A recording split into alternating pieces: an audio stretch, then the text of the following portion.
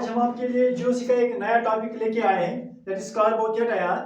तो so let us start the topic, that is कार्बोकेट ion.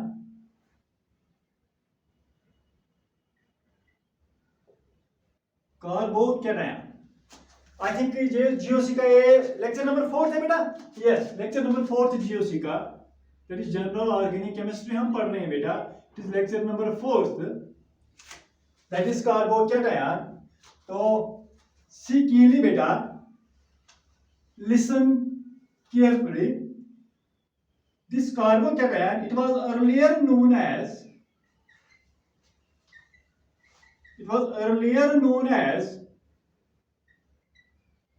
carbonium ion। Carbonium ion. तो बेटा पहले इस कार्बोकेटायन को कार्बोनियम आयन से जानते थे, बट बेटा आजकल ज्यादातर हम बुक्स पे इसको कार्बोकेटायन से देखते हैं। सो let us define it first. This carbocation, it is a trivalent carbon bearing positive charge।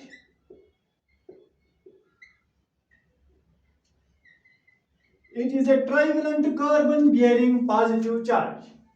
तो बेटा हमने लिखा है इट्स ए ट्राइवेलेंट कार्बन, मतलब ये एक ऐसा कार्बन है, जो कार्बोकेटायन है, ये एक ऐसा कार्बन है जो कि ट्राइवेलेंट है, मतलब जिसके साथ 3 बॉन्ड्स है। This carbon is having 3 bonds and it contains a positive charge. तो ये जो 3 बॉन्ड्स है बेटा, आपको ये पता है कि एक बॉन्ड 2 इलेक्ट्रॉन्स का बना होता है, मतलब ये 2 इलेक्ट्रॉन्स है, यहां से 2 इलेक्ट्रॉन्स और यहां से 2 इलेक्ट्रॉन्स। तो 2 2 4 और 2 6, मतलब यहां पे कार्बन के सराउंडिंग में 6 इलेक्ट्रॉन्स है बेटा। तो 6 इलेक्ट्रॉन्स मैं लिख सकता हूं कि it is surrounded by 6 electrons, जिसको हम बोलते हैं और 6 स्टेट ऑफ इलेक्ट्रॉन्स। जैसे हम बेटा अगर 8 इलेक्ट्रॉन्स होंगे तो बेटा हम बोल रहे हैं ऑक्टेट, तो यहाँ पे बेटा 6 इलेक्ट्रॉन्स है, तो हम इसको सेक्सटेट भी कह सकते हैं, सेक्सटेट ऑफ इलेक्ट्रॉन्स। मतलब ये जो कार्बन है it is surrounded by 6 state of electrons. तो बेटा इस लाइन को आप नोट करो, ये बहुत इंपॉर्टेंट लाइन है बेटा, क्योंकि पूछा जाता है कि जो ये कार्बोकेटायन है कि इसमें जो कार्बन के पास कितने इलेक्ट्रॉन्स होते हैं, तो ये बेटा पूछा जाता है। कितने इलेक्ट्रॉन्स बेटा? 6 इलेक्ट्रॉन्स। तो उसके बाद हम देखेंगे ये जो 6 इलेक्ट्रॉन्स है और इस पे पॉजिटिव चार्ज है, तो पॉजिटिव चार्ज का मतलब कि इलेक्ट्रॉन डेफिशिएंट, और इसके पास 6 इलेक्ट्रॉन्स है बेटा। स्टेबिलिटी के लिए इसको 8 होने चाहिए थे, मतलब इसका ऑक्टेट कंप्लीट होना चाहिए था, बट इसके ऊपर बेटा एक तो 6 इलेक्ट्रॉन्स है।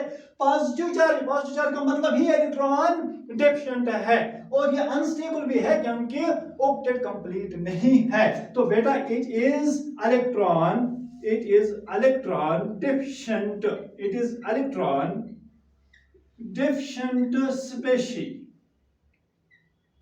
It is electron deficient species क्योंकि बेटा इसके पास 6 इलेक्ट्रॉन्स है, होने चाहिए 8 है 6, तो हम कह सकते हैं it is electron deficient species।